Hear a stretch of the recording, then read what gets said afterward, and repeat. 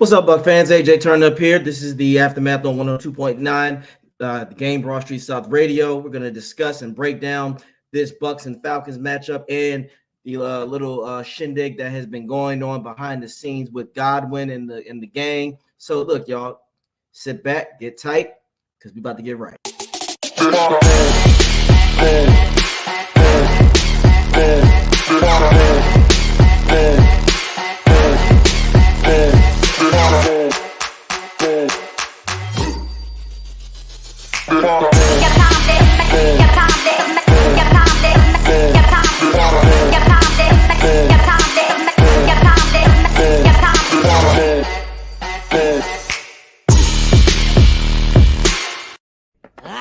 Luca.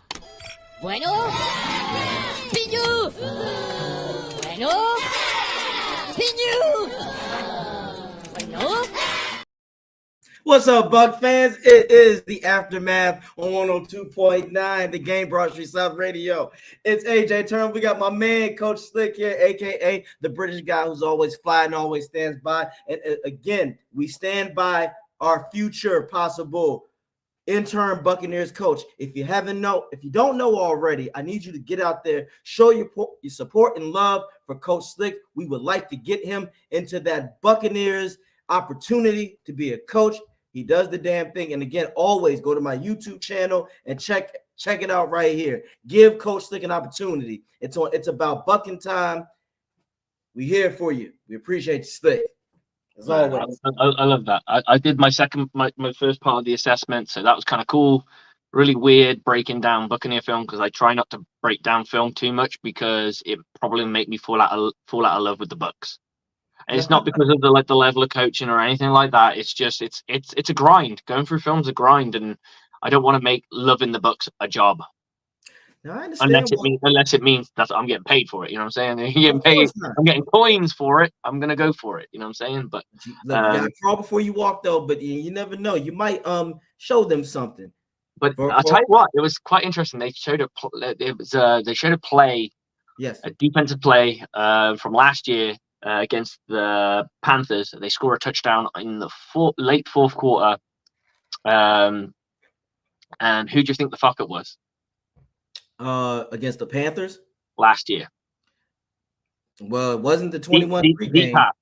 Deep pass. Mike Evans, all the time. No. Defensively. So I'm grading defense, right? So it's our defense. We give up the touchdown. Should we probably give it up on cushion coverage? Actually, yes. But you are right. They had Jamal Dean playing off. Yep. But the biggest issue here, in my opinion, because obviously they ask you what coverage are they in. Believe it was like a version of cover 3 where they almost had 3 guys back. It was a version of cover 3. They had 4 down linemen, 2 linebackers, and then they were like a nickel defense basically, or a 45. And the biggest problem for me, not only was it Jamal Dean didn't align to his guy quick enough, because he was on the number 1 receiver. It was the number 2 receiver that actually scored the touchdown. So they were in trips. It was tight in trips. So you could argue as that, but at the same time, it was a deep developing route, so it shouldn't have really happened. Yes. What he doesn't do is he doesn't number 1 basically goes motions, and then he runs inside on the snap and runs a drag route, which is picked up by Devin White. The running back goes for a stab through the middle of the offensive line and then breaks out, picked up by Levante David. On the single side, you got, I can't remember who the corner was. I believe it was, you got a SMB, deep coverage, and he nails it, locks it, follows it all the way.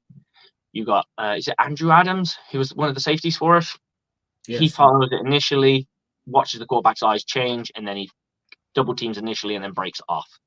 Tight end comes through, runs a deep drag, so like a 10-yard drag, and the I believe it was Mike Edwards comes down and collisions it at the point of attack, kind of thing, like just gets in the way and it messes the whole timing up. No, the issue was Antoine Winfield. Antoine Winfield goes out of his way to go from he was kind of lined up against the number 2 receiver, but then he kind of shuffles over to the tight end and puts hands on him, and then starts shuffling back. And if he never touches the tight end and just shuffles along, he plays underneath it really well. But the number Jamal Dean, who's lined up deep coverage, cushion coverage on the number 1 receiver, doesn't decide to man up on the number 2 receiver on his deep developer, which is a deep crosser. He kind of gives him the separation, which is why it's wide open. So if everyone did their job right in this particular case, so if Antoine Winfield never makes contact with the tight end, and he does shuffle his coverage and just keeps going deeper, then he plays underneath it, which could be a pick. And then you got the coverage gets kind of taken away by the corner, who would have just aligned correctly and would have been, I'd say, leveraged to the outside of his hip, or maybe split the difference and go right down the middle of the body and really kind of man him up. They would have done that. It would have been a slam dunk. It would have been a slam dunk, in my opinion. But obviously, that's what they are. They asked what went well, what went bad, because you've always got to say, well, wow, everyone was initially covered really, really well, and then it just goes wrong. Because the top of that route does not get defended. That's the problem. Yeah, I like that. I like it. See, this is why the Bucs organization would be very fortunate to have an established coaching schematic person as yourself. Do you see that, Bucs fans? Do you see how eloquently that Coach Slick articulated it? You're a good man.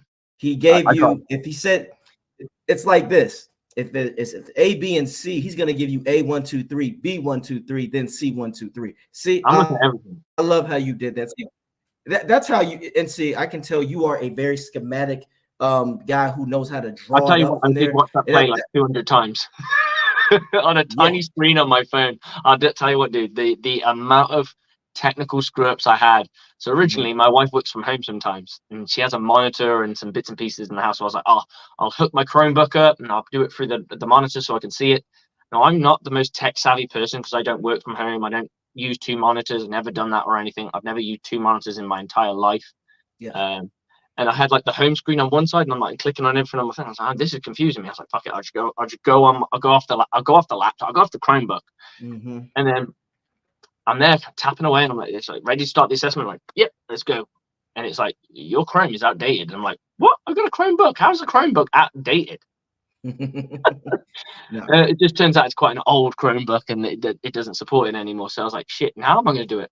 So I did it off my phone. I had to watch this play on about, I'd say about a size of a thing about that big. I think I watched it, and there's no slow-mo, there's no fast forward, and there's no rewind.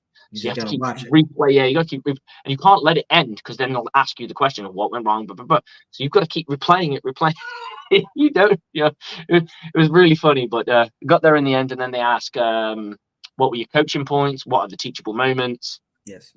And stuff like that. So I enjoyed it, but very stressful.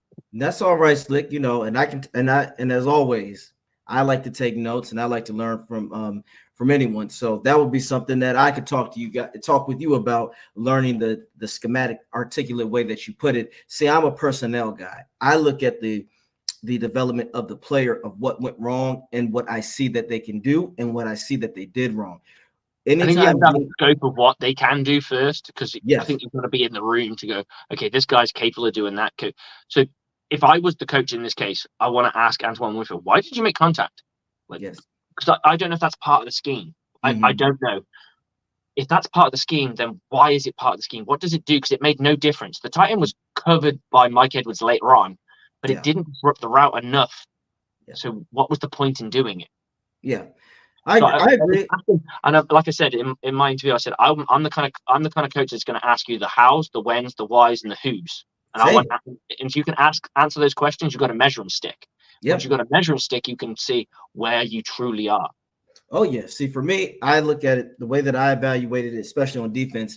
A lot of times when Dean, especially when he does have contact of coverage and man press, if he does it halfway, he gets beat all the time, because for whatever reason, that's typically what happens. Anytime when Dean or Carlton Davis never do full press, that's when they get burnt bad. And it's simple because you already know this. You're a DB. When you don't fully commit to a press, you're already setting yourself up for failure because you're not in the full momentum of knocking that guy off his route the right way. And I wouldn't necessarily say that, but I think there's a way of doing it. So there's like so when I teach press coverage, I teach press without hands to begin with, because that's the easiest thing to do. So it's about imposing your will by using your body to be in the way, right? So if you can do that, if you can get in the way, if you can get in someone's way and jam up the route just by being being present, imagine what you can do with your hands. So we take the hands out of it. Some people make them put their hands behind their back, but you're never going to be in that position. So what I do is I get them to get a towel, put it around their neck, and hold it like that. As you can't touch them, but you can just get in their way. So I want you, but you can't get into them. You can't make any foot. The worst thing you can do in press coverage is move forward. You've got to let them come to you and play them and play them and play them and play them. There's like levels to it. So the first step is, as soon as they take a step, jab the hands, right? Don't grab, just jab the hands. And I said there's two types of ways you can do this. You can do what I call machine gun hands, where you just go bah, bah, bah, bah, bah, and that might make them go, whoa, what the fuck is going on here? Especially if it's a young, unheralded, unsure what's going on kind of guy, which we do tend to go up against. We get, because obviously it's a growing sport here, so we get guys who've never played the sport or have their first opportunity playing the sport at wide receiver, and they got a guy going bang, bang, bang, bang at their chest plate. It throws them off. And then, or you can just get it in and just hold it. And then once your arms go to about here, where your arms are starting to break the plane, you can take the hand off and you're going to lean, you're going to kick step, you're going to keep that arm on the shoulder, this arm here. You can push and jab it, and then you're going to move your shoulders in line with theirs, and now you're vertical with them, leaning inside of them to kind of slowly push them away from the route and slowly usher them, as they say, to the sideline. That's right. And Slick, when you get a chance, I sent you a video of me just doing, and this is me on my off like day when I was a little pudgy at the time. And mind you, I did this kind of jam, and I had just had 5 beers, 3 shots of tequila, ribs, burgers, because I was at a friend's wedding, and this was after it was over. So we got on the field, it's on the beach, and I showed them why I believe in jamming so much. Wait, are you able to see the video? I sent it to you. I can watch it, but I don't know if I'll be able to watch it because I do everything off my phone. So you sent it to me. Oh, okay. I sent it to you on Facebook. So you'll see what I mean by why I'm such a hard ass on jamming, because there's nothing wrong with. I love a bit of jam. It's just the only issue I have with jam occasionally is if you overdo it, you'll figure a way to damage it. Because you design routes that go against it, right? So for the sake of argument, you've always got to have a level of in my opinion, you've always got to have a side of leverage that you're going to do. We want you to go outside. So what I will do as an offensive coordinator is design all my routes to go outside. So I'm going to beat you anyway. And then you're going to turn it inside. So then what I will do is I'll have inside routes. And then if the quarterback and everything's in sync, you can turn around and go, right, if you see it this way, you call this. If you call it this way, you might just go ink inside. Orc outside. Just little things like that. But hey, it's all about the athlete at the end of the day. Like, we can talk X's and O's. That's why I'm not a big person going, I don't believe in the scheme. When people go, the scheme's fundamentally broken, I don't believe that, because I can say that the schemes, sometimes you can scheme and not have the right guys in it. Yes, for sure. Or the guys don't believe in the scheme is a possibility, because there's reasons why the scheme doesn't work. Every scheme works up and down. Seattle Seahawks won a Super Bowl using cover 3 in a modern era, right? That's not normal. I mean, they probably have a few other coverages other than that, and it's the same with the Tampa Bay Buccaneers. When we won the Super Bowl, we played predominantly cover 2, and when we won a Super Bowl again, we played cover 2 man. So, but you don't live in those coverages anymore. You can do that at the high school level because you don't want to overcomplicate things. There's a famous phrase, KISS, keep it simple, stupid. Facts. I love it. And we want to say hello to our guys. Christopher Cole, thank you for joining us. Chris, evening to you as well. And then here's Johnny. What's up, guys? So Johnny Dean, the professor's in the house. I love it. So we're gonna discuss this matchup, guys. So first of all, as we said last game, this is the most important game of the entire season. Everything is on the line. You win this game, you're gonna win your division and you're in the playoffs. You lose this game, Now this is to the point where evaluation will come in, where guys who you want to evaluate and say, okay, who's the guy? So that means your Trask more likely will start. That means Devin White might have played his last down as a Buccaneer because we want to. He ain't playing no downs. He's out, isn't he? He's done. If we lose this game, I don't know. I think this is a great opportunity to go and look at Savasier Dennis because you know that guy's back. Yep. And KJ Britt looked decent. I mean, the problem is it's against the Carolina Kitty Cats. It's like you can't turn around and go, yeah, well, we know he's good. So we need to blood those guys in. Lavonte David, you want to keep him. He's got a legacy here. You want him to come back. Yep. So you want to play him as much as he wants to be played, right? Agreed. And you want him to impart as much wisdom. So I think having someone like a Lavonte David next to a Savasier Dennis is probably going to have a big impact. I agree. Well, the most important person this is for is Baker. The reason why I say that for Baker is at this point, he's the guy where this is where for Baker, he needs to know if you're going to be the guy or not, because this is your last stop, whether you're going to be a franchise quarterback. And he always said he likes to play the underdog. But now all the chips are on the line. Can you be that guy to get us over that hump, especially when it's all on the line? This is all on the line for Baker. Now, for Baker, if you don't get this right, in my personal opinion, Baker will not be a starting quarterback for no one else for the most like of his career unless someone's injured. This is it. This is his moment.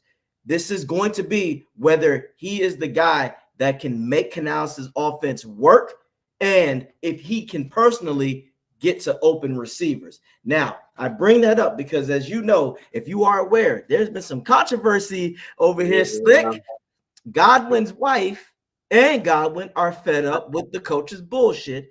And at this point, I am in full support of this. It is inexcusable on Canales and Bowles on how Godwin has been abused in this system. But we know who Bowles is already. But the reason I actually want to talk on this because I'm going to be a little bit of a contrast to you, just because. Why not?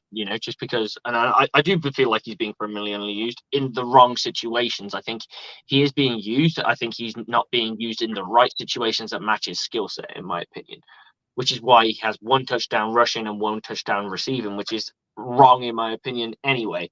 Yes. But here's the thing. I want you to go and give me your reasons, what you don't like and everything, and I'm going to do the defend. I'm going to do the defend, right? I'm going to be the bad guy.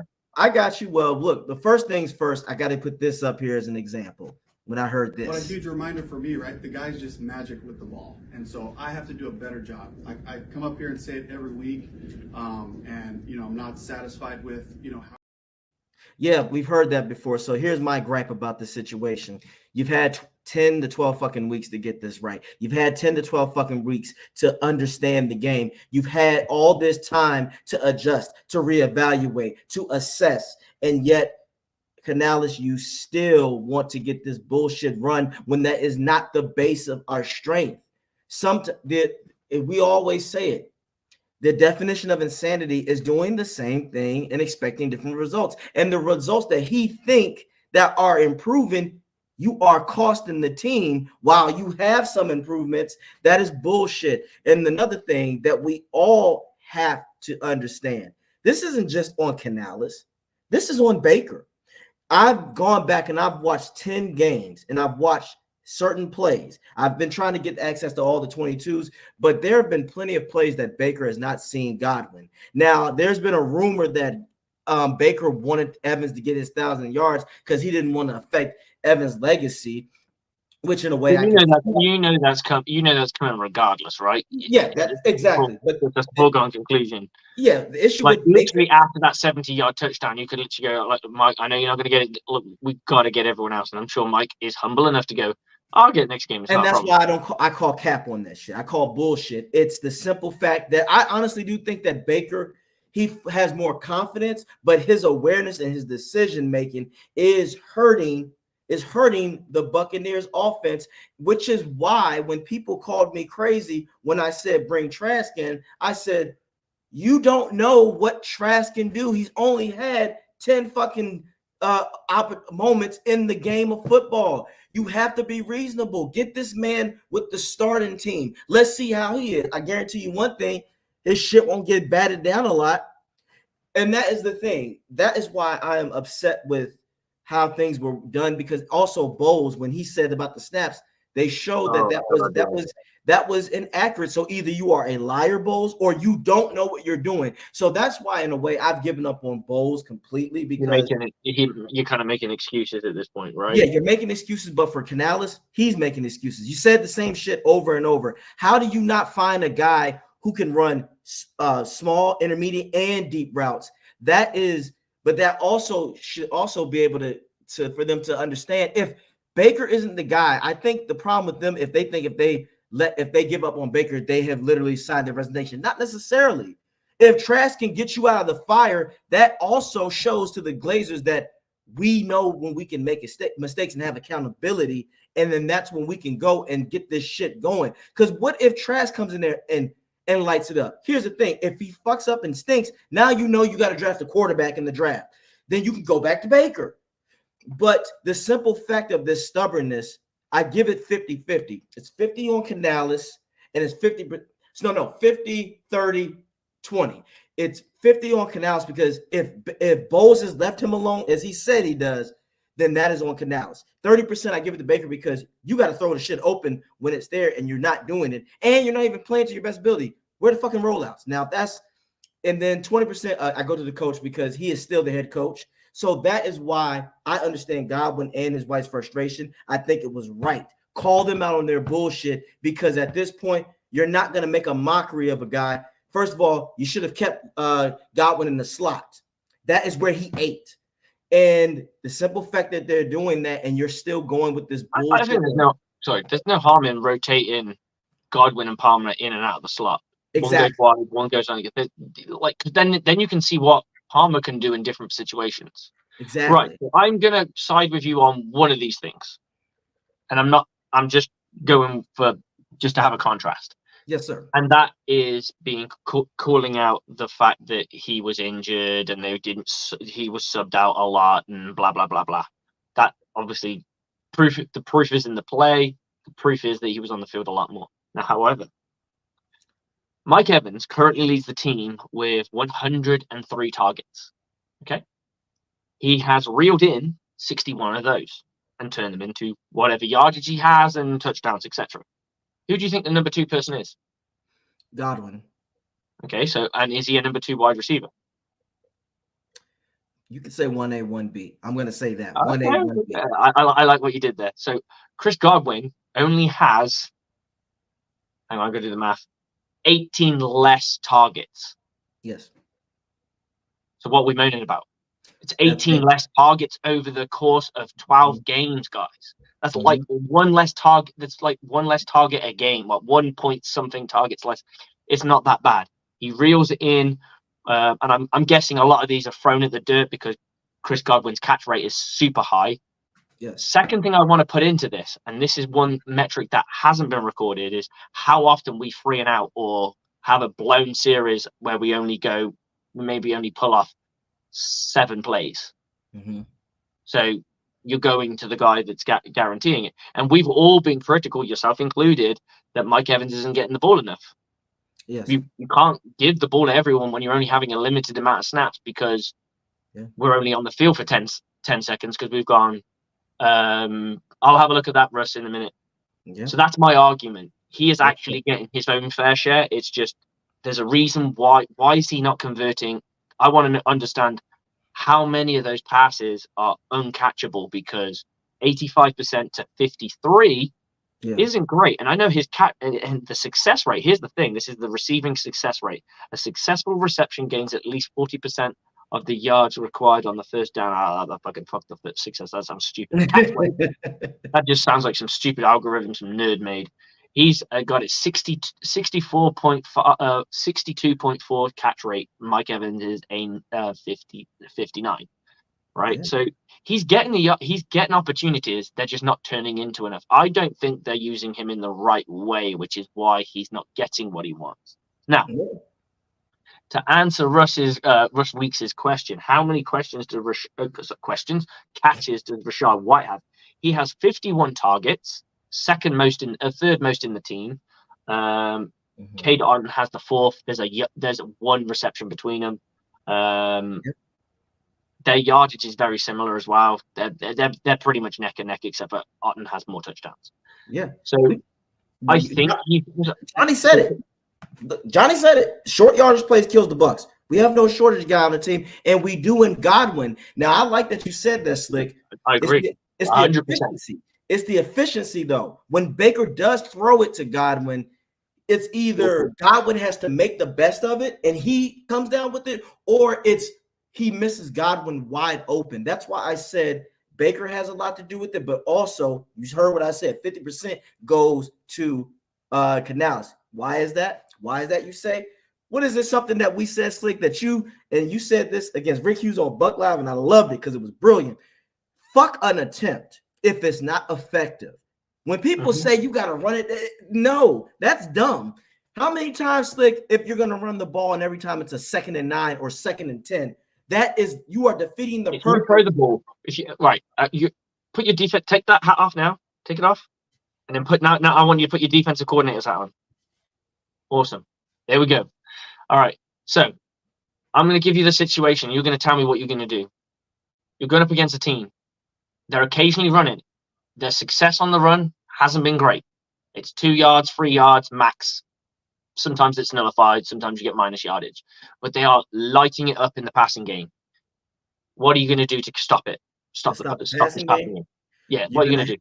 You're going to have to. You can't load the box. I might go into. So you're going to stop loading the box, okay? What else do you think you could do to help out? I'm gonna play man or zone press. Zone press, okay. Yeah, I like a bit of zone press. Any personnel packages that would help you play the pass a bit better? I might go into nickel. I might do the nickel. You're gonna lighten the box, and you're gonna put in the guy who would have been in the box, who's no longer in the box. You're gonna lighten him up and turn him either into a safety or a corner. Correct. Now what can you do? Now take that hat off and put that offensive coordinator's hat on. What are you going to do? You can blitz now. And no, offensive coordinator. Oh, offensive coordinator. What can you do now? Now that they've lightened the box. Oh shit! Now I can run. I can run. Now I can run. And I've said that plenty of times. This is why I say the HB draw would be devastating. You have a running back in Rashad who knows how to be shifty and maneuvered. You have a line where if it looks like they would be protecting the pass, they can fool you. Again, it's simply, but this all goes to personnel. Mike Evans and Godwin, if they get the ball more often, and Rashad White is the third down killer, the third option, as you just said, now defenses have to guess. When a defense, you said it, when your defense doesn't have to guess and they just do their job, it's a disaster for the offense. Now, when you're guessing, you don't have to read. And now but then when you have to read, what does guessing lead to? Hesitation. Hesitations lead to ineffectiveness. And ineffectiveness leads to getting scored on. Because why do you think Devin White struggles with what he does? And I'll tell you why, in my opinion. Why do you think he struggles with some of the stuff that he does? Why he can be a bit sluggish at times? Because he's guessing. He can be lazy with his reads. Yes. Because he's trying to guess if it's run or pass. And 9 times out of 10, he wants it to be run because he's way better at defending the run. Yes, so he's going to go hard on the run. That's why he's the blitz guy. Yep. Because he can run blitz. If he knows it's as he's running and he says with his tunnel vision, he can see that it's pass. He can start to drop back in coverage. But it's much harder to drop back in coverage once you're blitzing. You've really got to really power through, and you're probably not going to make that much of a difference realistically, unless someone really pulls into your spot. I agree. But I like this talk that some of these guys have got about fullbacks and stuff like that. And I would definitely. Do you know whose name I haven't heard in a while? Who's the tight end that we this is how O'Keefe. I think he could be a really nasty fullback. I agree 100%. And I just like to see it because at least then you can either discount it. Mm-hmm. Because what are they going to do with O'Keefe? Because I honestly can't remember a time I've seen him on the field in recent times. And I think at the beginning of the year, we saw him quite a bit, and he did drop a few passes. Remember, we said, why the hell is he targeting O'Keefe on all these passes, right? Yep. So, and then all of a sudden, his name is trash right now, but that's not his skill set. Never has been. His skill set is to go and eat somebody and get in their goal. He's a blocker, and he's a perfect blocker decoy. So he's that perfect person that go, oh yeah, they got that tight end out. Yeah, you got that tight end. So that's when you go for the fake and you go, we're going to block, we're going to block, we're going to block, and we're going to block, and we're going to block. Every single play, you're going to be that extra man, extra blocker. You're going to protect the pocket, or you're going to, on the run plays, you're going to go and hit somebody. And then what we're going to do is we're going to do that play action. You're going to go and fucking fake it. You're going to go fake it, and then you're going to break inside. And I've got that little pop pass. Beautifully done. It is simple stuff. We're setting up plays down the line. And when people ask me this about the pass, they said, well, AJ, how would you do your first few passes? I said, well, here's the thing. You have to switch up the personnel, confuse them. When you put different personnel in, that confuses the defense because now they have to adjust for that. So instead, we know that Godwin and them is going to be the starter. But how about this instead? Put Evans and Palmer. I want a play action rollout where Palmer's going deep and Evans is my slant guy. And then Otten is going to run up the seam. And Rachaad White is going to go out, of course, do a block and then roll out. I'm going to fuck somebody up because a safety is going to have to mind Palmer's speed. And if worst case scenario, Otten is going to be my middle guy where he doesn't run all the way up the seam, but he'll be the guy. He'll do a run, quick turn back round. Boom. Then next play. Okay. We got 5-6 yards off of that. Stitches. Yep. And then, okay, bam. Now, what are you going to do next play, AJ? Okay, we're going to get in shotgun. We're going to have we're going to put Godwin in the slot this time. He's going to do an intermediate route. We're going to have Palmer do an under route, and then we're going to have Evans go out deep. Decoys. It's all about decoys because Godwin is going to be the first option. It's not even using a decoy. You can use them as an actual player. You just got to use them to create separation for other guys. So you send that Mike Evans up, that he pulls somebody, and then you have a guy with a shallow out-breaking route or an in-breaking route. And that's where Palmer comes in, or Godwin, that's a first down. And then you keep doing that. If they see pass, as you just said earlier, when they got to put on that defensive cap, shit, they're passing, and they're killing us. What do we do, coach? We're going to have to go to nickel. Rachaad, you ready for this HB draw? Yeah. Oh my God, Rachaad White runs 15 yards. And this is when you can bring it. This is when you can bring in your play action. You can bring in your draw plays. You can bring in all those different things allow you to get. And what do draw plays and play action allow you to do as a play caller? Be creative. Be creative. And again, I just told you the simple passes. White is wide open. I feel personally, and this just clicked me in my head. The Buccaneers are very much a team that just it's break. They go to their positions, they stop, Baker looks around, calls out what he's got to call out, and they play. There's no movement, or there's not much movement. There are plays that we have movement on. There's no ball fakes. There's no ball fakes. And hey, you can. And someone turn always. A lot of people tell me this. You can only do play action when you have a successful run game. But here's when you come. I agree. And do you know why I agree with that? Because what's the one thing that we want? Well, you, Rick, myself have all said we'd like to see more of from Baker. Rollouts all the time. What can you do in a rollout? You can do so many things. Hand off and roll out. Yes. Hand off and roll out. Hand off and roll out. So I've just given you a play action play that is a rollout play. A handoff does not take that long. Now, if you want to sell it, the longer you sell it, obviously, the longer you sell it, the more people might bite on it. But I'm glad you said that. You bite on it, you take off. Well, that's it. You got to make them read. Hey, I want to see how good you can read. I always say to everyone, every time I coach, every guy I come in is most of this game is you can be athletic. That will help. I'm going to give you two. I'll give you two guys. This guy he runs everything really well, just varied athlete. I'm going to give you another guy who's beneath him in athleticism, but he is so fucking smart. He sees the play and he can play. Who gets to Johnny on the spot? The guy The who guy knows. who sees it, because he sees it straight away. The guy who's playing with athleticism is literally following the scheme as is. So he's like, run, no, pass. Yeah. Okay, I can do this. Whereas the other guy's like, they're not doing this, they're not doing that. There you go. And that's the difference with a Tom Brady. Like, Tom Brady was able to dial up the information quickly. He had a smart brain. He was able to read quicker. The quicker you can read, the quicker you can make decisions. And if you got that quick release, you can get that ball out as well. You put that together, that smart brain, the quick release. That's why Tom Brady was so successful. It wasn't just because he was a system quarterback. He read. He was either taught to read very well, because obviously in Michigan he was not that great. When people tell me, it's my favorite thing that a few Patriots fans like to do, and they go, "I followed him in Michigan." What, when he was absolutely nobody? Because nobody gave a shit about him there. Nobody gave a shit about him there. He was in and out of the depth chart. He was right. Right. There's like Tom Brady can be upset that he was drafted where he was, and fair enough. In hindsight, he's got a very valid point. But at the time, yeah, he won bowl game. I think he won a bowl game here, and he did that there, and he did this here. But he was never consistent, and consistency is something that they're looking for.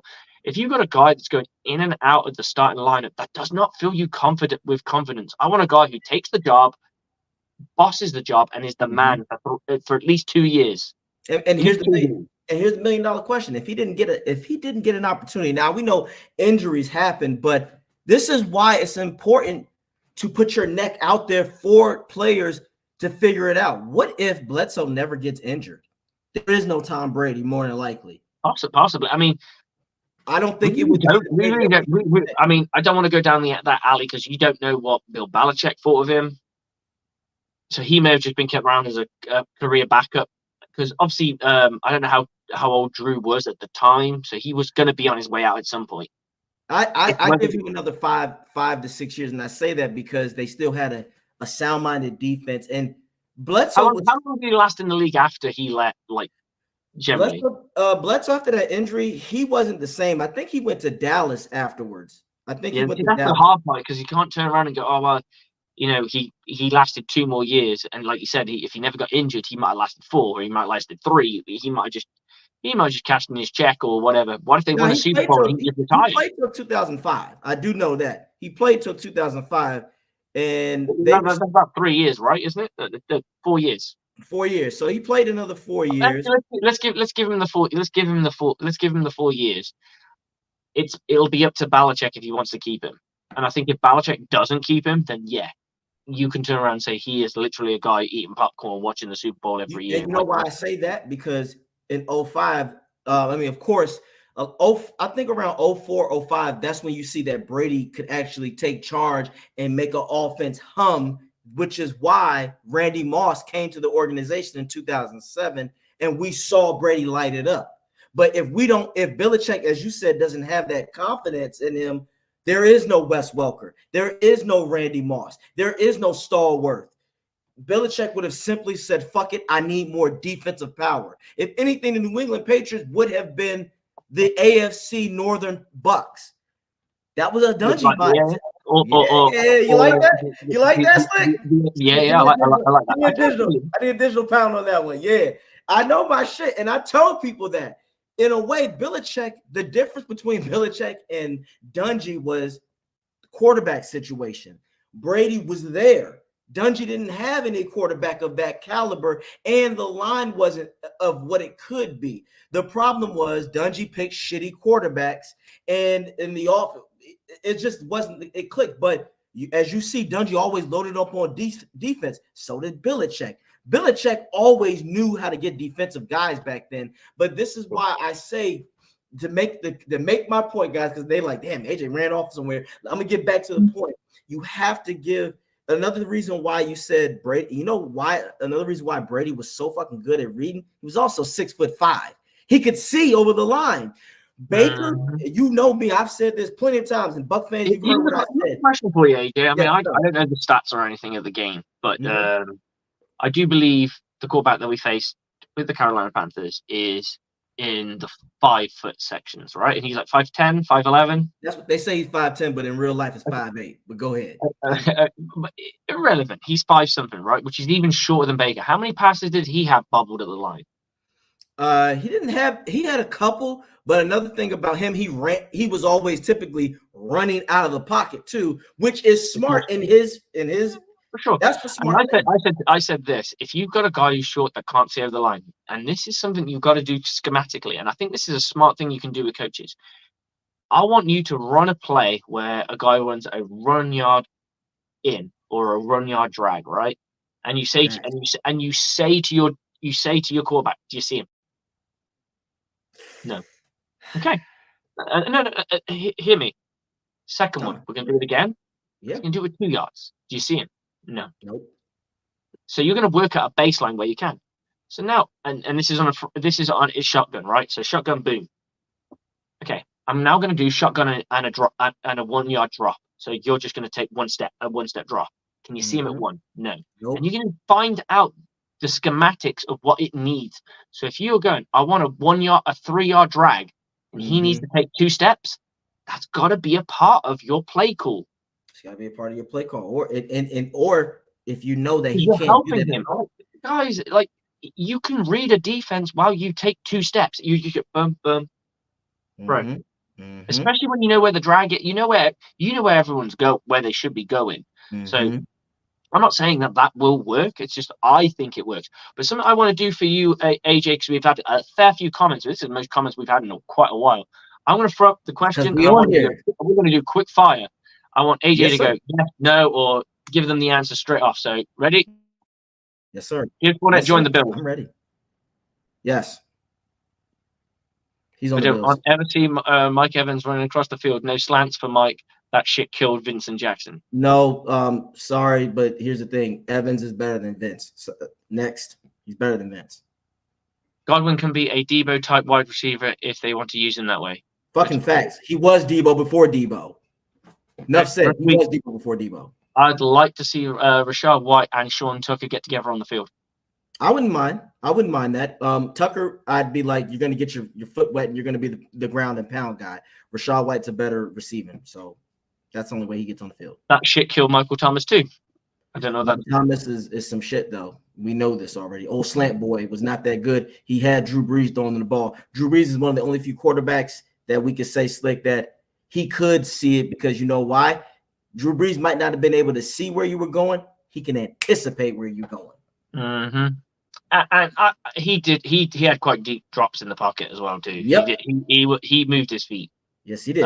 Just to put a fullback in to get a chance for a lane for White. Once White gets scored level, he can do his thing. Slick said it. Get Keith in there. Keith, get your big ass in here. It's time. Go eat somebody. Who wants to eat somebody? Keith. Yep. Keith's me. Yep. I mean, our O-line just doesn't open holes like some of these better teams. Yeah, absolutely. But we're designed to protect the pass. When Brady was here, that's what we do, and we still are. So that is something that's going to have to be fixed. But that's when draft comes in. If we don't have to draft a quarterback, you can get you a center. What panic meter Sunday, win or loss? There's no panic. It is what it is. It is what it is. If we lose, this is evaluation. This is where, in a way, Bowles knows if he loses in a nutshell, it's his walking papers, all of them.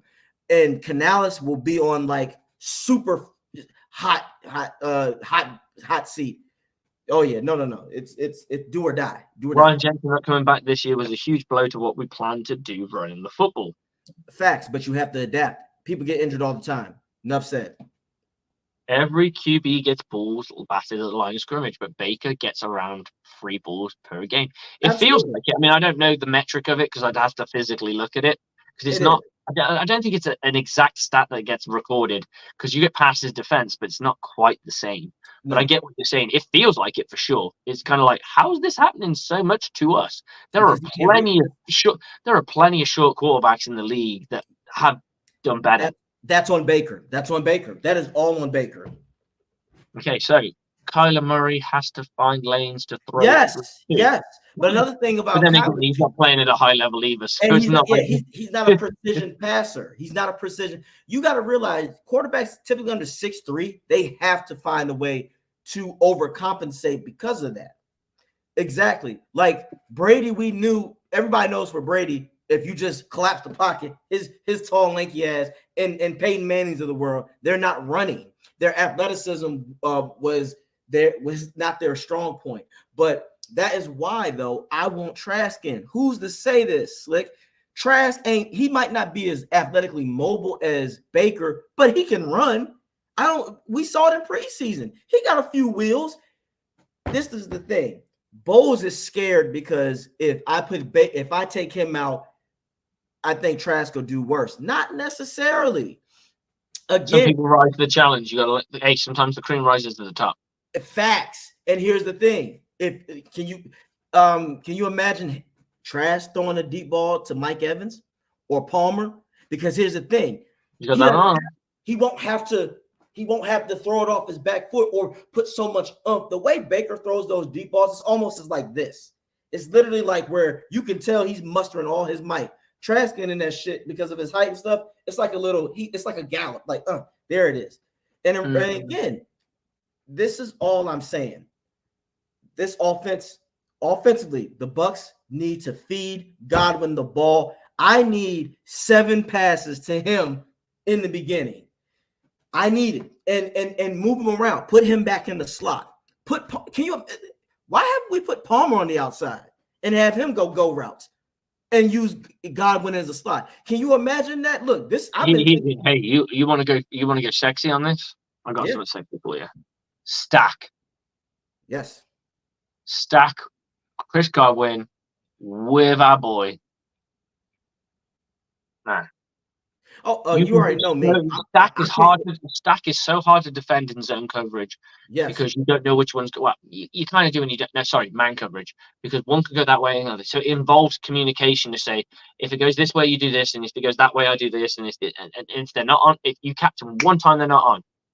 One time they're not on, and it works with things like screens as well because you can get that. And one guy goes up to go and find somebody. You can have a tight end go and seal a block as well, and then the guy behind takes the ball and runs it up. That's right. Or I got you. I'm gonna kill you with this defense. I'm going to spread. Here's my thing. Otten is gonna be the guy where he's either gonna do slant sometimes or go up the middle or run up the seam. I'm gonna be moving around Palmer and Godwin all over the place because one thing that the Bucs need to start doing is attacking that fucking middle. The Falcons, when they blitz, if you think about it, when they try to blitz, they want to keep Baker in the pocket because they know they don't want him moving. So then also design shotgun plays where Baker can run, where he's running to the side, because as you said, that can pull defenses sometimes. And if they keep anticipating that, oh, what if Baker is going to run? Now you have a whole side of the field where you can take advantage or you can do runs. Hell, some shotgun plays, I want to see Baker get it and do fake tosses, like fake passes to Rashad, and then you throw it. If Baker's going to be in the pocket and it's going to be a quick pass, he needs to already know where he's throwing. I don't want Baker trying to read it. That is why we know this. It's like we've seen it. Baker is not an assessor like a Brady, who is. I mean, that's not fair, but if you have to look at it, Baker, I feel like his assessment in the pocket is average to decent. When he's on the run, it's average to above. He's right down the middle on it. He does make some good plays, and then obviously he whiffs on others, but yeah, it's putting him like the whole point of an offensive coordinator and play calling and calling plays or having play schematics is designed to help him. What was it we heard? We don't want Baker to do too much. We want him to be a distributor of the ball. Okay, that's fine. And yeah, we want him to distribute it to Mike Evans, and we want him to distribute to Chris Godwin. And this is why I think that Chris Godwin can be used on that second down, maybe that third and short. Yes. You know, if you didn't get it all on first down, Chris Godwin's going to get it for you on second down. He's going to get you that chunk, and then you've got that easier third down. And if you do have the easy third down because of whatever reason, Chris Godwin's that person you go to. I'm sick to death of seeing this team when we're on third and short and we go deep. Yeah. Like, why are we not sending someone underneath that to pick up the clear, obvious first down that's right there? Because they know certain things are going to happen in a game. And we've already Here's the thing: you've got to a point in your season as an offensive coordinator, Dave, that they kind of know what you're doing. Yep. Okay. So why don't you do something that goes against your grain? Why don't you do something that's different to what you normally do? So they go, oh, I would turn around a bowl. If I was Dave Canassa, I went, Bowles, break me down and tell me what I do the most. And you go, you do this, you do this, you do this. How would you beat me? With this, with this, with this. Yeah. And here's the thing. What can I do to beat that? Exactly. And I agree. And this is where Bowles has got to meet the minds. Yes. Well, Bowles, also, you have to put your fucking foot down. Sometimes you've seen it, Slick. You've been a coach, and I've coached before, where you have to bring someone in and say either you get it done right, or I'll get somebody else who will. This is not a time for Bowles to be what Arians was in the loyalty ship. No. I think that goes against everything that he stands for, though. That's the problem. I don't think that's his thing. And that's why he's going to get booted.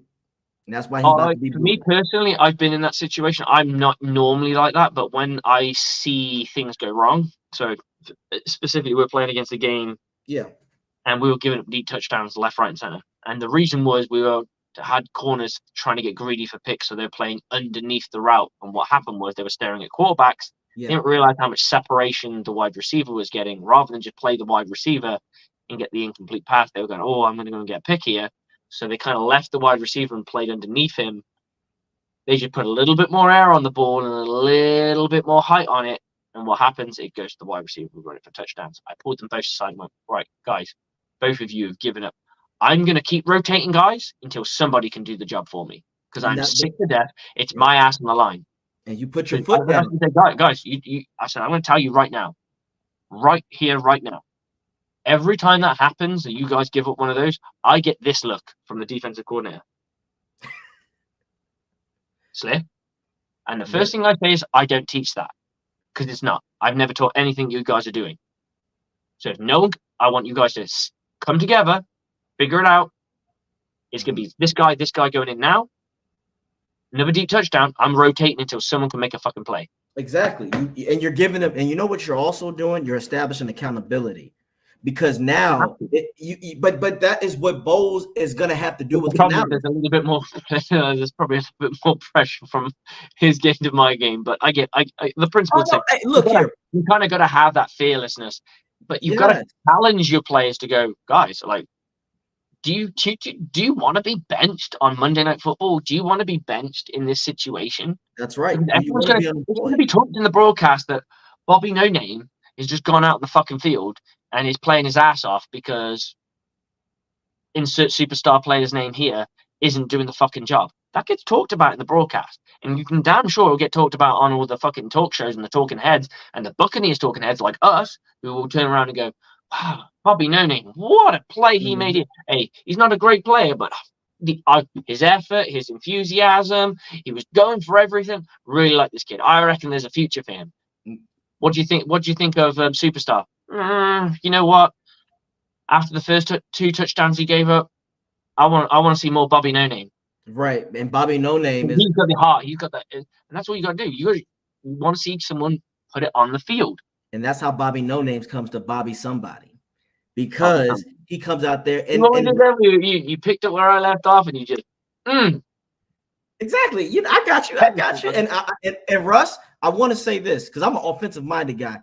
You moving up on the line on 3rd and short don't mean shit to me. If anything, sometimes when you get out of position, you tipped your hat off. Slick can tell you that. Sometimes when you move on defense, you just told me what you're going to do. I'm going to go, oh, he wants to move in? Okay. If he does this, guys, and you don't even realize I also read body language. Sometimes I can tell when they're blitzing or if they're going to cut in or if they're going to go out. Oh, yeah, this guy's foot, he just turned his right foot this way.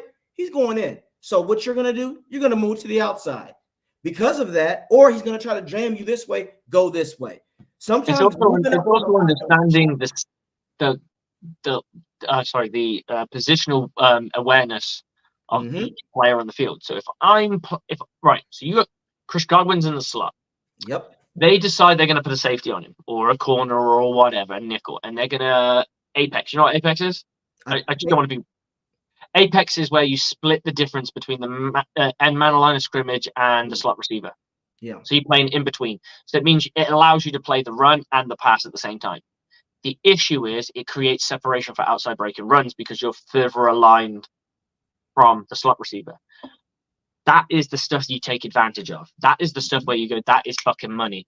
There needs to be certain plays where you look at it and he goes, oh, guys, fuck it. His leverage, like, because people get lazy sometimes. People are complacent because we're all human, right? Maybe his leverage isn't right down the middle. Maybe his leverage is a little bit too close to the line of scrimmage and a little bit too, what's the word, shallow. So closer to the line of scrimmage. So he's wider from the wide receiver, from the slot receiver, and he's shallower. So which means the wide receiver makes a 5-yard break. It could be wide the fuck open if you just nail it and you just say a word that means something when you see that situation. When I see this situation, I'm gonna call ocean because it's open. Oceans are open and wide, right? So you could, or river, or you call bodies of water, puddle. It doesn't have to mean the same word because once you have the same word, they can pick up on that. Or you use water words or something like that. If you see words where they're too tightly aligned, or they're on the other side of the line of scrimmage, other side of the slot receiver, you call earth or you call other things like that. So lava. When you have lava, that means I want you to give me a 5-yard in breaking route, 5-yard or less in breaking route. And this is beautiful, bro. This is beautiful right here because yes, you know why? You look at matchup situations. Slick just said it. Wow.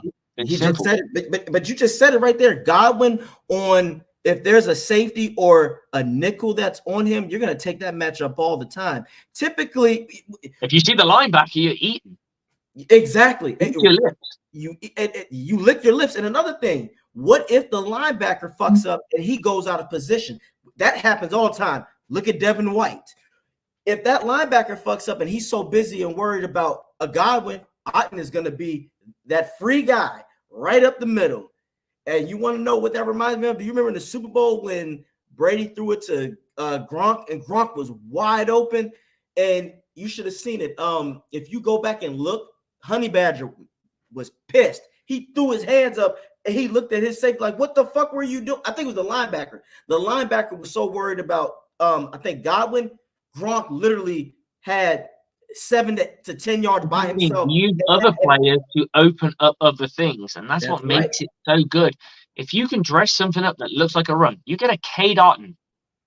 If you keep sending him every single time to go and find one of the linebackers to go and block him on a run play, even if the run play doesn't even matter, that his blocking makes it sticks in their gray mat in here right now. They're going, this motherfucker keeps running at me and he keeps fucking hitting me. He keeps fucking hitting me and he keeps fucking hitting me. This time you run at him and then you break inside him and he's like, fuck. And he's broke his ankle. Well, he hasn't physically broke his ankles. Oh, no. He's like, shit. Or you engage and then you pull away. It's setting up. It's create. That's what I call the creativity of what you want to do and dictate what you want to do on offense. Now, it does involve having a lot more audibles, but then keep your playbook simple and have more adjustmental plays. I would rather be a high school football team that only had 10 plays, 10 passing plays, and probably 10 running plays. Yep. But inside that, I have passing. I have obvious passing things. So everyone has a number. Like, and I can call out a color. Yep. Or maybe I like left. Yeah. I could call out a color left and right. So one's red, one's hot colors, and one's thingy colors. And you have like yellows and oranges of this guy, reds and blacks of this guy, and whites and blues of this guy, and then purples and something else is the other guy. So you've kind of got the different sections of the field, right?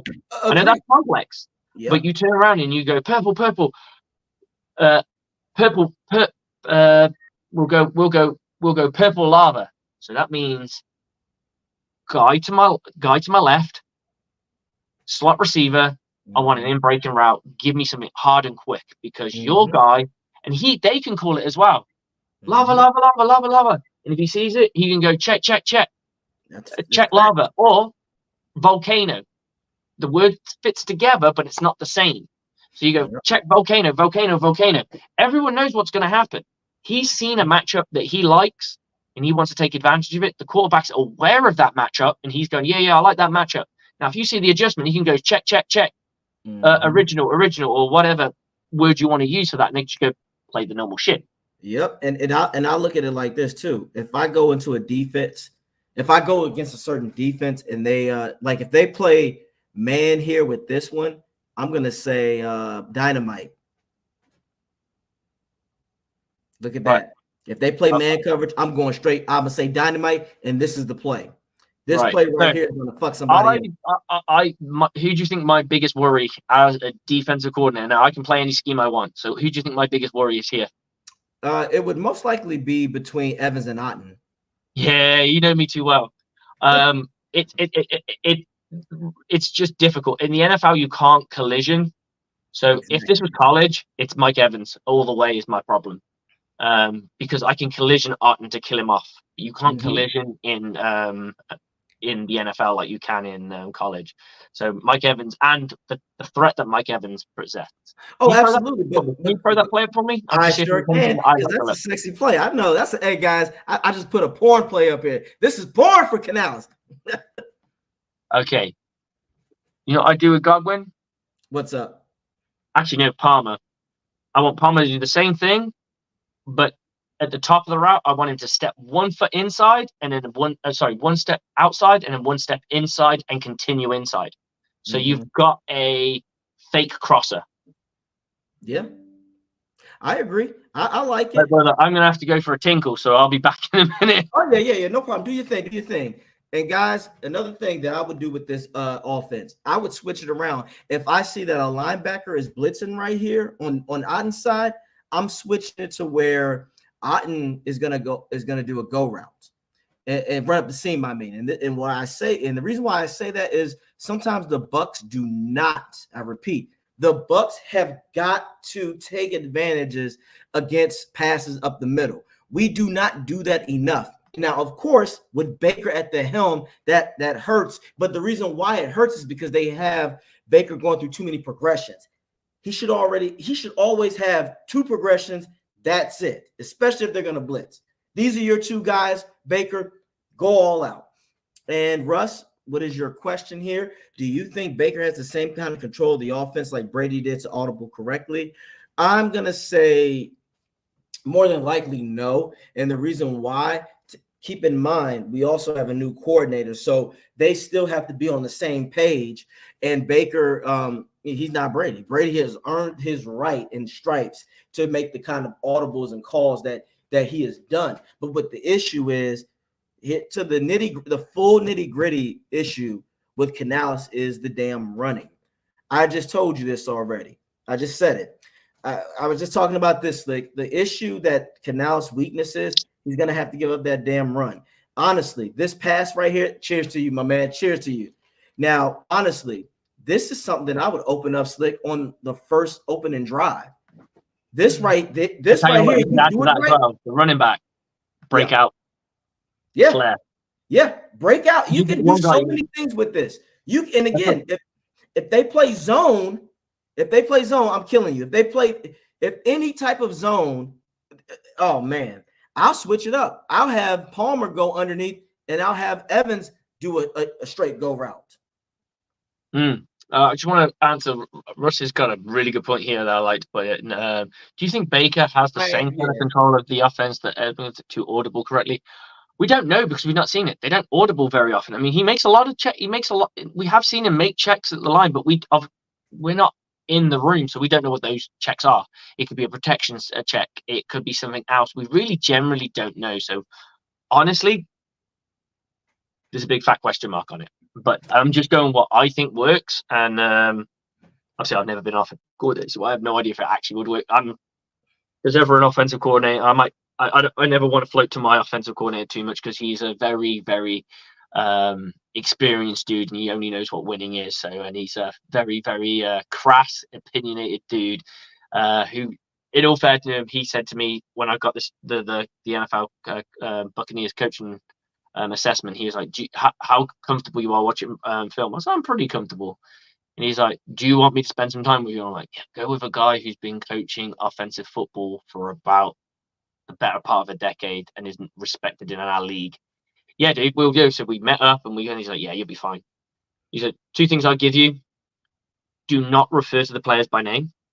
Refer to them by their number or their position only. Do not refer, because you're going to give away that you're a fan. Don't do it. No, Give away that their number 28 didn't do this. Number 23 failed to do this. Number 31 was too grabby with his hands and wasted time when he didn't need to. Or number 45 picks up the outbreaking route really well, which he did in this play. He actually communicates it to Levante David to pick up his, which is beautiful stuff. It was a really nice play from their point of view, and that's what you got to do. You got what went right and what went wrong. There's always goods and bads to every play. Obviously, the end result is the bad part when it turns into a touchdown. How can you nullify the touchdown? That's what you got to look at.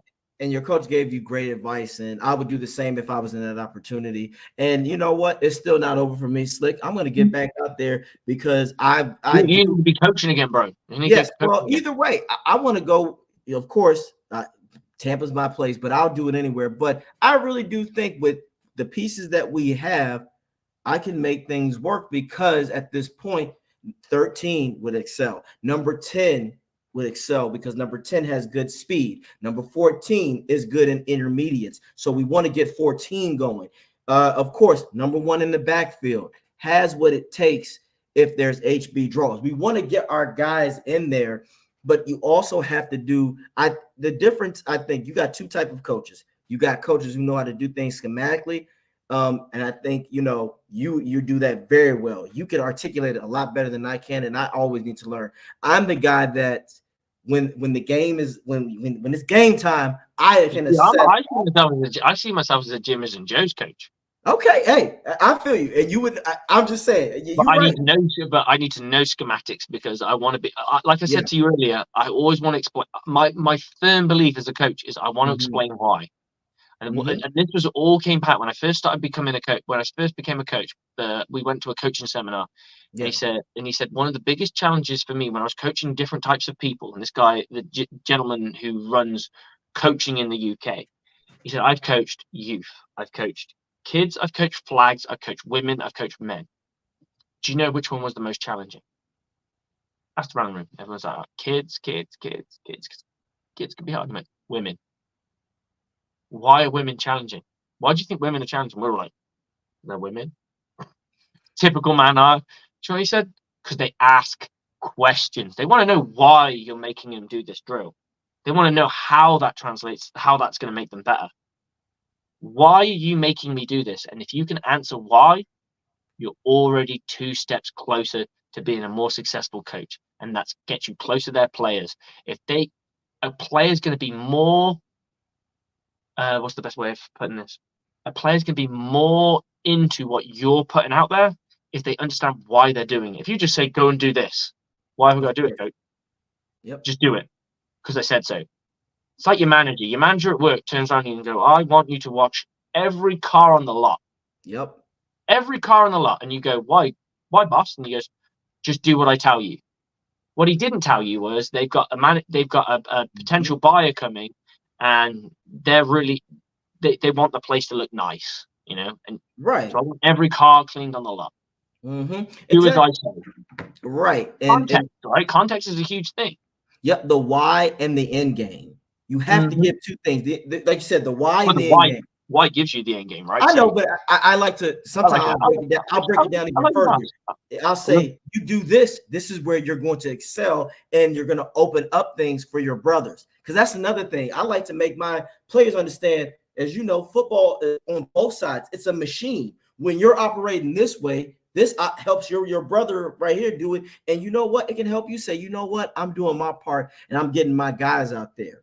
Evans, the Evans of the world, when he gets off, that means Godwin is going to get off more than likely. If Godwin and Evans go off, and this is why Bucs fans, they're like, damn, when y'all gonna get to the defense? The offense at this point should be able to bail out the defense. They should be putting up more points. How do you struggle to put up 21 points to the fucking Panthers? To be honest, if they get their shit together and they do it right with all the pieces that they have, if they allow Baker to roll out and run more and throw and stride and throw on the run, there is no reason that this Atlanta defense cannot be shredded. And I know people saying, well, they're good at this. They're only good at it because the Bucs are playing bad. Despite the only reason we lose that game was because of incompetence. Both teams were playing like shit. Incompetence. But right now, this offense, I challenge this offense. I need 28 points. I need you to put up 28 points. That's not too much to ask. But you know what I want to see? And I mean this in the most sincerest way. I want to see those kind of points, but not with them right behind us. I'm sick to death of us going, oh, we scored like 30 points in this game. Yeah, but they scored 33. Yes, exactly. I don't care about it. Like, we only seem to score big in games that we're losing because we had to. It's almost like we're opening up the playbook then because of that opportunity. And we need to have we as a Buccaneers team have only statement win this season. Realistically, I mean, there's two that come to mind, but it's the Saints game, and the other game is that it's probably, and the only reason it's not the final scoreline is the comeback, and that is Minnesota. Yeah, Minnesota had the comeback, which was like, you could believe that this team was going to give up. Well, you could believe a team would give up, not this team, but a team would give up and just go, you know what, we're not good enough. We're not good enough this year. Let's just chalk it up to it. We're not good enough. Agreed. The Saints game, obviously, but the Saints game's always going to be spicy because it's the Saints, right? The players don't like each other. The Taints. The Taints, yeah. The fans don't like each other. We hate everything about them, you know. Yep. We don't like them. And I agree. And this is why now, if guys, because it's not much to talk about when it comes to the defense, they know what they need to do with their part. The Falcons are going to run the ball, fucking load the box. You need to make their quarterback beat you. And if he beats you, you deserve to lose. Load the box. I'm loading the box, Slick. I dare you to throw with Ritter. I'd be like, look, we got to get rid of Ritter. You know what I'm saying? So it's their biggest threat is Pitts, and you know we got our X factor for that. That's either Winfield or Levante. There is no reason to be playing so much cushion. Now, as you would say, Slick, mix it up. Of course, mix it up. Absolutely. I 100% agree with you. Mix it up. I know you're a press guy, so I would, I've never actually coached a team that plays a heck of a lot of press, but there are situations press can be used that's very beneficial. I'm not a press man guy, but I'm a press zone guy. I'm quite comfortable with press zone because if you put guys in the flats, they can be as heavy-handed as they want, and it doesn't matter because guess what? They're playing an underneath zone, so it doesn't matter if they get beat. The whole point is to get beat, but you're going to be so aggressive on the top of the route that they really have to fight through, and that disrupts timing, and then that safety is going to pick it up. And you know that's my biggest thing about playing man and jamming is the timing. People think, you know why I think people think that I like it because they think it's a vanity situation. No, it's not about my guys completely shutting down the receiver. Like, how do you think, like, 3rd and short? Yep. Pat, that's a good, in my opinion, that is a really, really good press man coverage because you know if they're gonna throw the ball, they're throwing it short. And if they're gonna run the ball, guess what they're gonna do? They're gonna run the ball because they're gonna try and get the short yardage.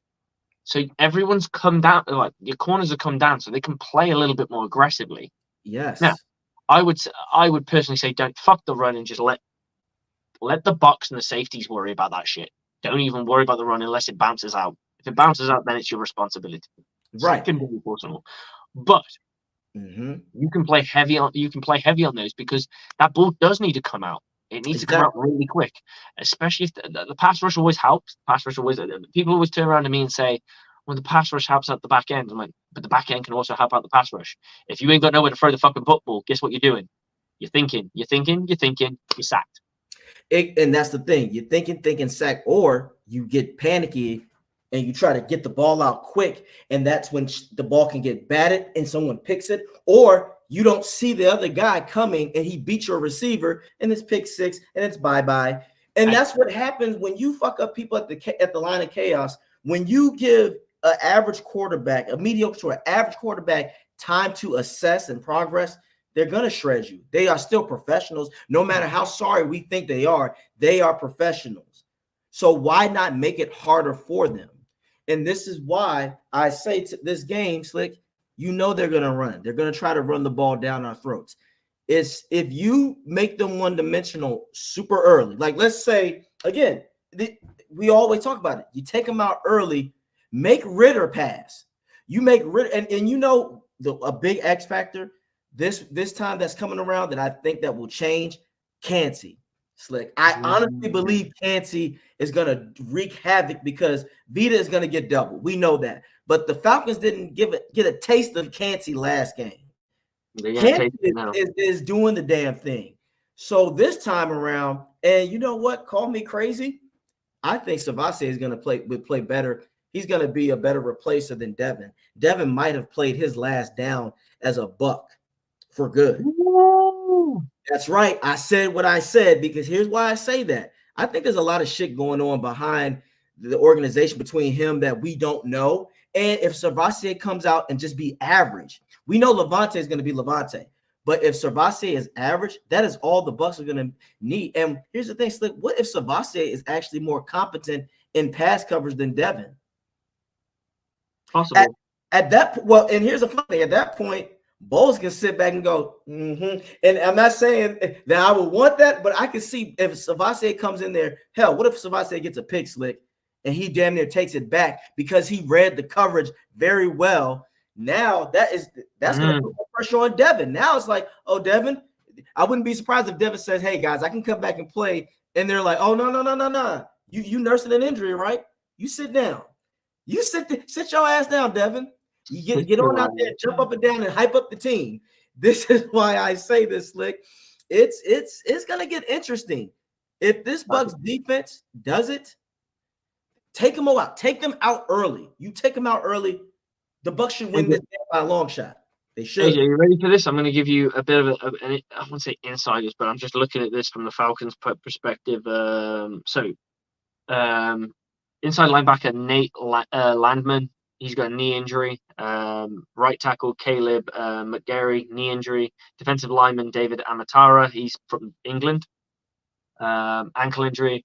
And Lakeo London, knee injury, have all been ruled out. So no big names of. I mean, I don't know how big David Amatara is. I don't think he is that huge of a player.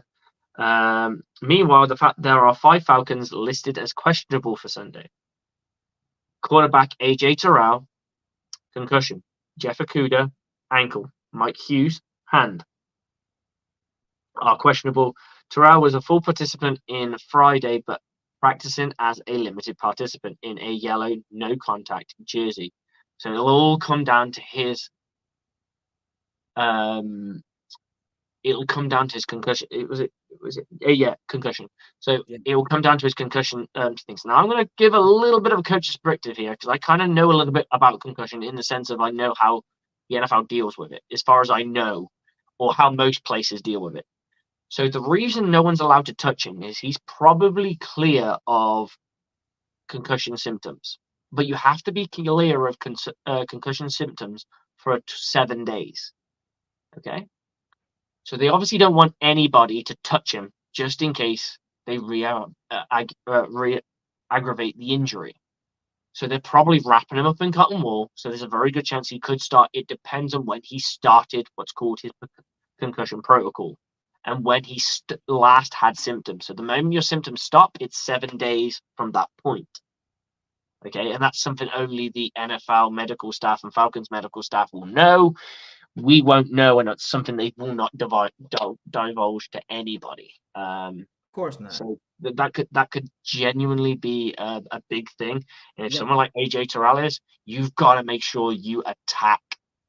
You know what I would do? And it's heartless saying this. I'd run straight through him. Mike Evans, run through him, and let him think about covering you after. Absolutely. Run for him. Draw a flag. I don't give a shit. And this is where flag plays. We saw last week that Mike Evans ran into a player, and quite rightly, I always look at everything from a defensive coordinator hat. I always try and look at everything from how I would play it. So yeah, the amount of there'll be if my wife recorded me, there'll be plenty of times where I went, "What the fuck?" And I went, "Hang on," and I'll look at it again and go, "Yeah, but if it was my team, I'd be okay with that." And that's how I wash it off. Like I'm like, "Yeah, I'd be okay with that. I'd be praising my player if he did that. I've got no problem with it." And then there's times I'm like, "Nah, you just can't fucking do that." So last game, Mike Evans ran into one of the corners, and he got flagged for OPI. And everyone's like, "Oh, it's wrong, it's wrong, it's wrong." It's like, well, no, because at the end of the day, the defender has a right to be where he is. Yeah. As long as he's not grabbing hold of Mike Evans. Like, if you're gonna run into me, that's your choice. That's your choice. Mm-hmm. That's you problem. I'm going by you hitting me. I'm going to slow you down regardless because you're hitting resistance. You can run through me. Of course you can. Maybe you're that big, strong 6'7" guy or whatever, 6'8" guy, but you still have to make the contact, initiate the contact, dominate the contact, and continue moving down the field. That will take a split second. And if it's deep into the route, you're most likely not going to catch that football. Right. And I thought that's a perfectly timed way to play somebody like Mike Evans. Yeah. Now, I would say to Mike Evans, if you got Jeff Okudah and it's third down and a fucking mish, I call this the fuck you play. I want you to just run through him. Don't block him. Don't just run through him. Just time him up and just run through him. Because if he bangs that head and gets any remote taste of concussion symptoms, he should be off the field. Yeah. Yeah. And I don't want to give a guy a concussion, but this is a man's world. Yes. But I say, yeah, the thing is though, Slick, the Falcons know this game is just as important. They can't afford to lose either. If they lose, they're gonna have to pack it up. So I wouldn't be surprised if a lot of guys. They break even with us, and they're on the same. So there's still to play for them. It rides more. There's more pressure on us than them, I would say. It is, but if they lose, if we beat them, we have a tiebreaker. It depends on what the final scores were on the two games. No, but here's the thing. You know what will give us an advantage because of the scheduling, the strength. They've lost to two teams that we have beaten, the Vikings and the Titans. So that hurts them in the long run. I was looking at the it also depends on where they stack as well. The higher they stack. Yeah, and the Vikings. Yeah, and the Vikings aren't there. I think they're 6-6 or something, so they're not bad. That's a 500. That's a 500. Record. It's not a losing record. So that's the thing. And you know how this is. Sometimes when teams can lose, that is a bad taste in their mouth. And sometimes they'll go into another game and they'll be still hung up on that. And this is still a rivalry in the division. The Bucs beat them in their own house. And mind you, this is why I want the Bucs to. If you put them away, I say this right now: the Bucs, if they beat them by more than 24 plus points, they're gonna ruin this Falcons season. Why I say that? The last time the Falcons blew a big lead, they ain't been right ever since.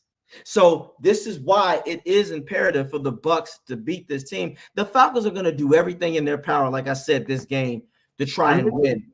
I wouldn't be surprised if the Falcons do try to come out and come with new ideas on offense to try to beat us. But this is where the Bucs on defense, you have to be aggressive. There is no reason for Bowles to play it safe. Play aggressive. Make them, you have to make them want to give everything that they have too. Don't keep this a close game. As you said, we know how Bowles loves. I don't want to be in the third quarter, Slick, and the score is 20-17. I'm going to be pissed because I'm going to go, why are you letting them hang around? I wanted for a change the Bucs to be up 20-3 or some shit. Where the third quarter is like 6 minutes left in the third quarter and the Bucs are up 20-3. Can I get that this game? Can I get that this game? We needed this game, right? So just to reiterate to Russ's point, give me a moment. The Falcons have the Panthers next week. They have the Colts the week after. They have the Bears the week after that, and they finish up on the Saints. The Buccaneers technically have a harder schedule. They do. The Packers. They have the Jags, and they're also going up against them, who are a break-even team right now. They have the Packers, who are currently also a break-even team. I agree, but I still see the Falcons losing to the Colts, and I see them losing to the Saints. I see them losing 2 more games. I really do. I see them losing. I could agree with you, especially if they lose to the Buccaneers, because it's almost like desperation time. The problem was you kind of want that Colts game to be straight after us.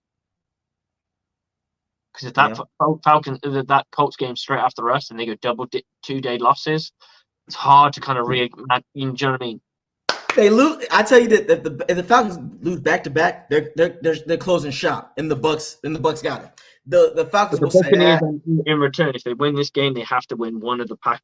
Probably more than likely have to win the Packers or the Jags game. I just have a feeling we will beat the Packers. I believe we can beat the Jags more than the Packers. I just think Lambeau's a much tougher place than everyone thinks it is. Oh no, I agree. But this all goes down to December. We're not playing him in September, right? Yeah, we're playing him when it's not pleasant. Yeah, but remember, Baker. You know what always makes me laugh about those winter games, and you get the Florida guys, or you get the guys from the southern teams, and they come down, and they got the suds on, you know, the ski mask that you only see this, and then they got no sleeves on this. And I'm like, I don't get it either. How does that work? Look, I don't know, but I will say this, you know, and we'll wrap it up. But last minute thoughts. What do you give me 2 guys on offense and 2 guys on defense that you just want to see fire the fucking cannons, that get out there and dominate this shit? So offensively, it's got to be Chris Godwin, because of everything that's been said. There's got to something's got to change. You need, and Canales knows he needs to go to that press conference going. I mean, the worst part of that press conference is, I know I've been up here and I've said this. I'm like, yeah, that's sounding like a broken record now, dude. You're the play caller. Yeah, you gotta help. Is your quarterback not getting it done? And if your quarterback's not getting it done, do you need to look elsewhere? Yes. If you can turn Coach Bowles, I'm asking him to do this, but he keeps giving this person. Like, don't get me wrong, if we're on a winning record and everything's hunky dory, and you're still trying to get Chris Godwin the ball and he's not getting it, he's just gonna have to take his lumps. But when you're on a losing team, you can afford to be less. No one's scared of shit going wrong when you're on a winning football team, because they're like, wow, opportunity will come my way eventually, right? Exactly. Okay, I like that. I love it. I like it. Defensively, I think it's pretty obvious. I would love to see Savasia Dennis, but and that's the obvious choice for me, just because I want to see a future for this kid, because ultimately it means where we're going to go in the draft. It's got a lot of connotations to it. Yes. What happens if someone like Levante David retires and he goes, you know what? I'm done with football. I paid my dues. 12 years into, I'm 11 years, 11 years. 12, I think 12 years. 12 years into the league. I'm done. I'm just done. Okay, fair enough. Value business. Devin Whiteley to score. Well, we don't re-sign Devin. Now you're with 2 question marks and you don't know what you're going to do. And you can't go, well, Savasia Dennis had that kind of a game where he was kind of okay.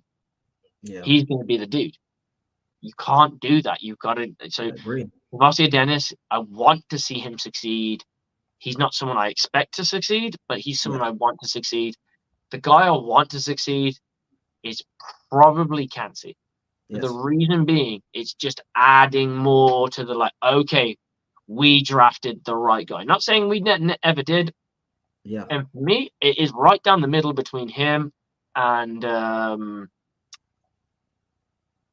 trying to remember the gentleman's name. Yeah. I don't mind. One of those two need to break out. I hear that. They can play games if they want to. He breaks out this game. He breaks out that game. I'm fine with that. And you know, the thing is, if the Buccaneers ever did go down the alley of looking at a different defensive coordinator, defensive system, I still think that somebody like in a forefront, I generally think Yaya would be an end. He's so thick. Yeah. He is so thick. Do you know he's heavier than Nick Bosa? Yes. He's just a reincarnated, more athletic. He's a linebacker. Nick Bosa's a fucking D end. Yeah. He's JPP reincarnated. That's all. Oh, That's all. He's just JPP. And I like those picks. So if we're gonna start on the defensive side, I want to see Kancey be the X factor. He's going to have to, because the Falcons are going to double Vita. So this is for Kancey. Kancey is going to have to be that star. Then Winfield. The reason why Winfield is going to be, he's going to have to be that dual threat. Sometimes he's going to have to be playing like he's a linebacker in blitz, or he needs to drop back in coverage. Hopefully, I want to see him more in the box so he can help stop the run. Offensively, Canales, what are you going to do? Are you going to call stupid-ass run plays like you did last time? Or are you going to be smart? Honestly, I would literally do a cartwheel in the bar if I see the Bucs do 8 straight passes. That would make my fucking day. Because you know why, Slick? If he does that, it'll pay off. If he does 8 passes, especially if they're successful. Here's the thing. And they're going to bite hard.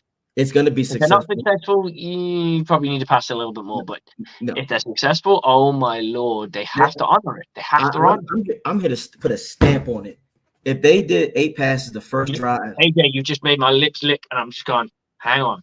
They load the box. Okay. Let them load the box. Who they got guarding my slot defender?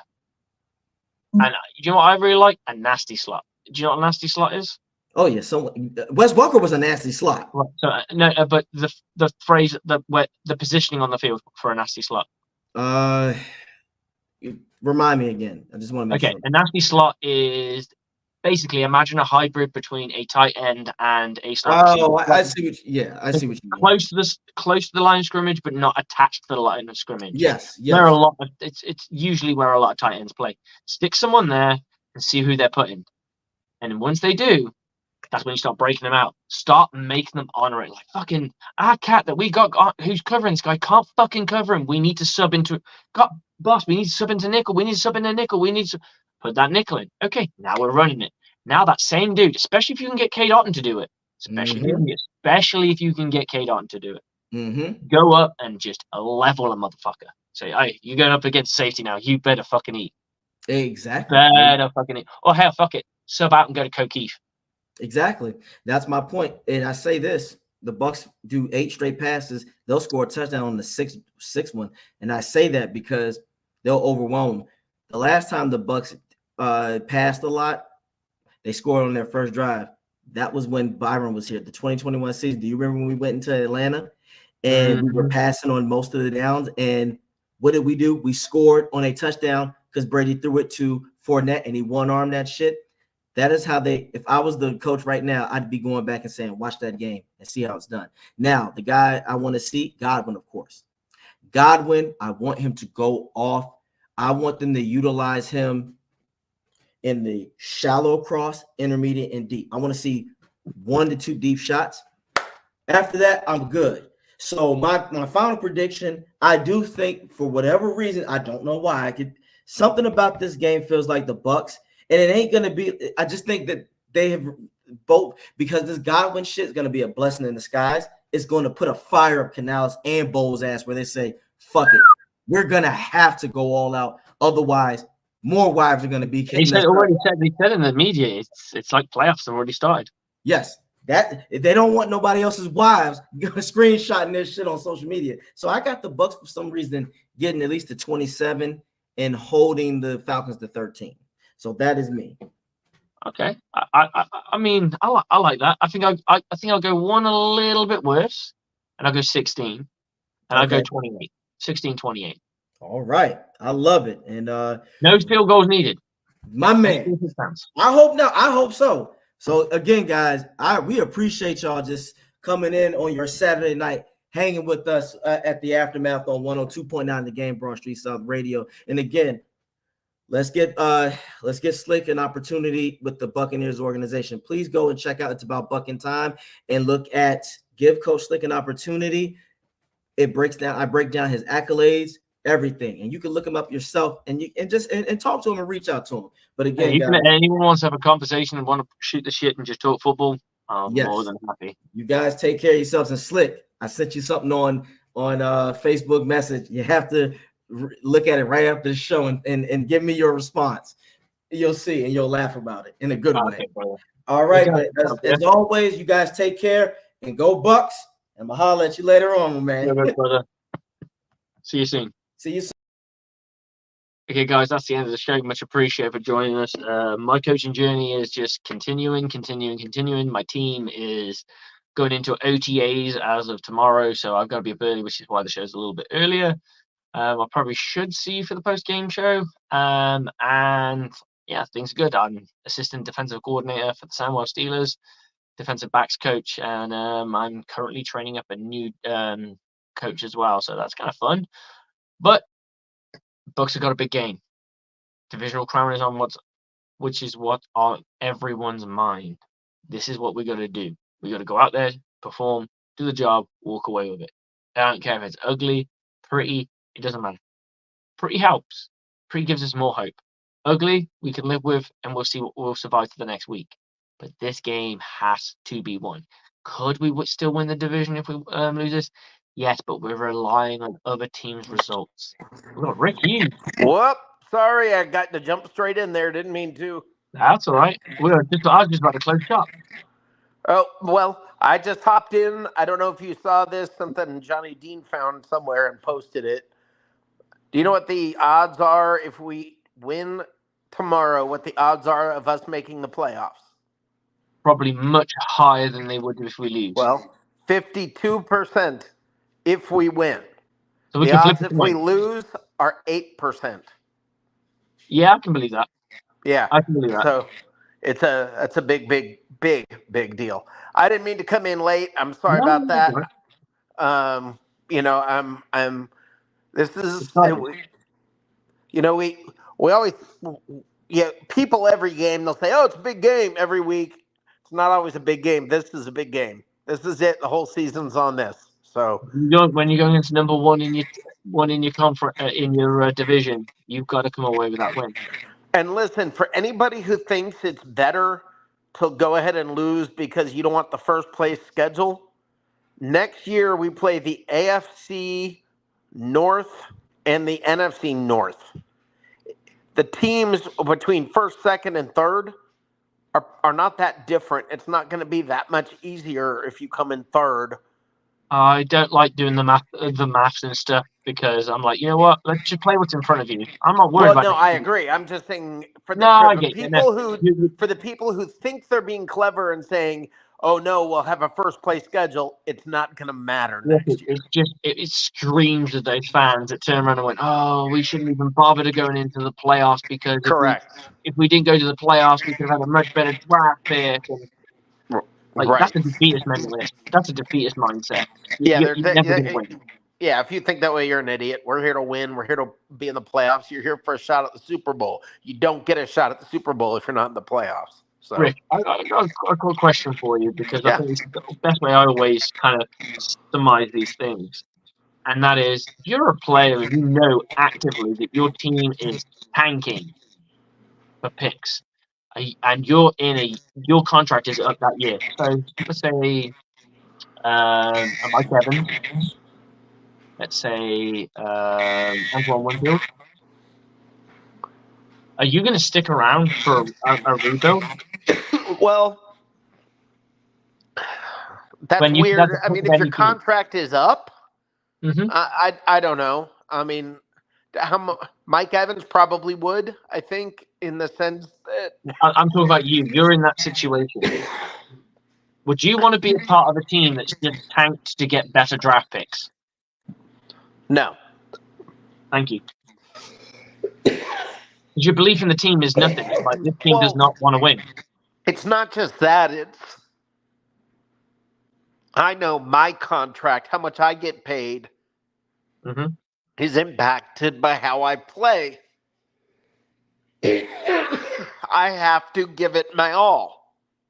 If you're asking me to tank, I don't think they ever ask players. I think what they do is they manipulate it by throwing raw players into the game. I think they've done things. We've seen them let people score. We've seen the Bucs do it. The Bucs did it. That's how they got Jameis. But players know deep down the philosophies there. They're looking at it and they go, well, why am I not in the game? It's not like I'm injured. It's not like this. The game's on the line. We're up. And you're doing this. Yeah, right. So they know. What I'm saying is you know deep down that this team is losing on purpose. Do you want to be a part of that team in the future? Of course Because not. But if you're tanking, you're rebuilding, it doesn't matter. So that said like a GM. Well, no, I'm saying that's the reality of it. If But you're tanking, players don't look at it from that. Players are like, I'm winning, I want to win. It's about you can't. No, I'm in a complete agreement with you. I'm saying if you are tanking as an organization and a team, if you are tanking, you are saying I don't care if the players leave. We're rebuilding. That's going to be part of it for sure, because that's a realistic expectation. Yeah, I think you're right. Hey, have a great night, man. Go Bucs, go Bucs, go Bucs. I just wanted to stop in and Love you, man. Love you too, man. Take care. Speak to you soon, brother. Yep. Okay, guys, that is the end of the show. I gotta go and get some shut eye because I got a shed load of DB practice to get through tomorrow morning, and it is a coaching night out, so that'll be interesting. Coaching awards and good fun. So, guys, Bucs on me, Bucs on 3. 1, 2, 3, go Bucs!